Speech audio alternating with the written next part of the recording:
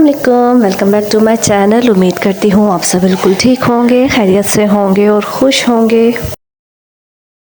ज़िंदगी का काम है चलते रहना और ये चलती रहती है। लोगों के आने जाने से इसमें कोई फ़र्क नहीं पड़ता।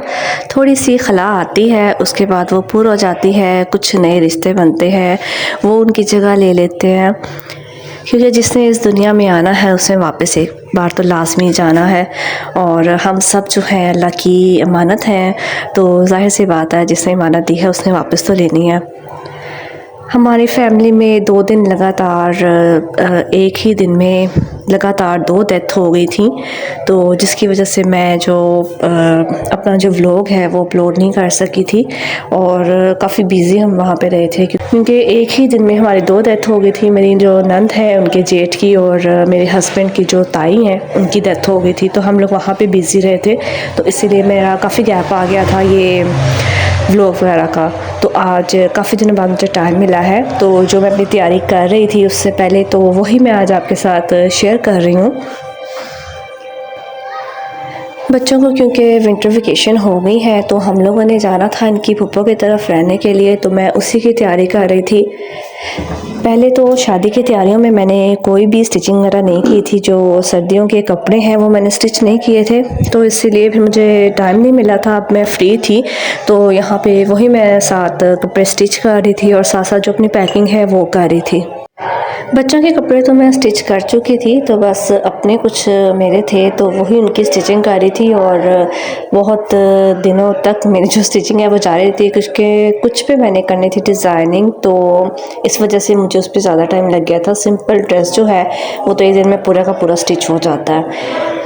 तो जब मेरी हो गई थी स्टिचिंग पूरी और उसके बाद रात को फिर मैंने अपनी पैकिंग की और सारी जो तैयारी थी सारी मैंने रात को करके रख ली थी और सुबह हमने जाना था अपनी नंद की तरफ।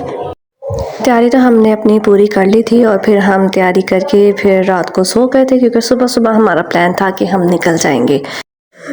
पर कभी कभी ऐसा होता है कि हम लोग कुछ प्लानिंग करते हैं लेकिन होता कुछ और है, तो हमारा भी सुबह सुबह निकलना नहीं हुआ क्योंकि मेरे हस्बैंड को कोई अर्जेंट काम आ गया था, उन्हें फिर वहीं पे जाना पड़ा था रात में ही, और वो आए थे तकरीबन सुबह 4:30 पौने 5 बजे के करीब।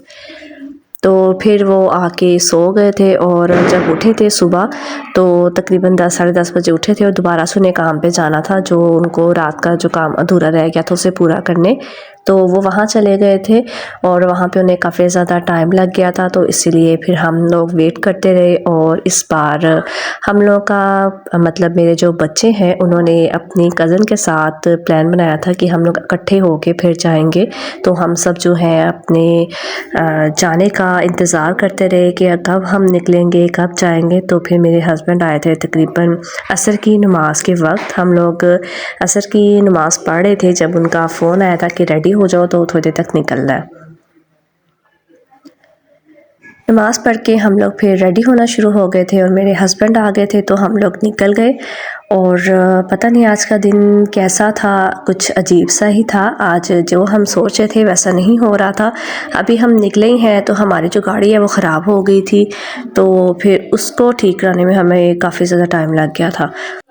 इसीलिए फिर हमें मगरिब की जो अज़ान है वो वहीं पे ही हो गई थी और उसके बाद फिर हम लोग वहाँ से निकले और निकलते निकलते जो रात है वो ढल चुकी थी। सर्दी का मौसम है और धुंध भी बहुत जल्दी पड़ना स्टार्ट हो जाती है, तो यहाँ पे अभी इतना मौसम लग नहीं रहा था, लेकिन जो धुंध थी वो भी आहिस्ता आहिस्ता होने शुरू हो रही थी। तो हम लोग वैसे फिर रास्ते में जो है काफ़ी ज़्यादा टाइम लग गया था क्योंकि इस वक्त ट्रैफिक भी बहुत ज़्यादा थी और आज के दिन के बच्चों के बहुत ज़्यादा प्लान थे जो हमारे लेट होने की वजह से कैंसिल हो गए और फिर बस हम सिर्फ निकलने की कर रहे थे और हम लोग सीधे सीधे बस यहाँ से जा रहे थे। अब तो बच्चों को और मुझे भी स्पेशली भूख लगना स्टार्ट हो गई थी क्योंकि हम लोगों ने सिर्फ सुबह का नाश्ता किया था, उसके बाद हमने कुछ भी नहीं खाया था। बस इसी इंतज़ार में थे कि बस हम अभी तैयार होंगे अभी निकल जाएंगे, तो इस वजह से हमारा जो टाइम है ऐसे गुजरता जा रहा था। और जब हम खाने का प्लान करने लगे थे तो फिर हमारा प्लान बन गया था जाने का, तो हम तैयारी में हमने फिर कुछ भी नहीं खाया और इस तरह से तैयार होके हम लोग निकल गए थे।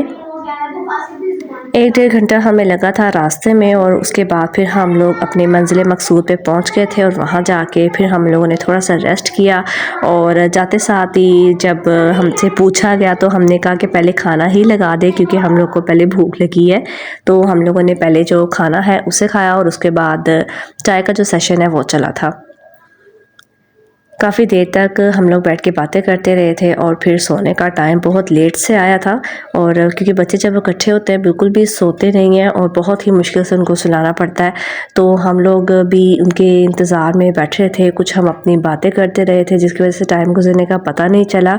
और हमने भी इशा की नमाज़ पढ़नी थी, तो जब सोने का प्लान बना तो फिर मैंने बच्चों को पहले नमाज जो है वो पढ़ाई और उसके बाद फिर हम लोग अपने लेटने की तैयारी करने लगे थे।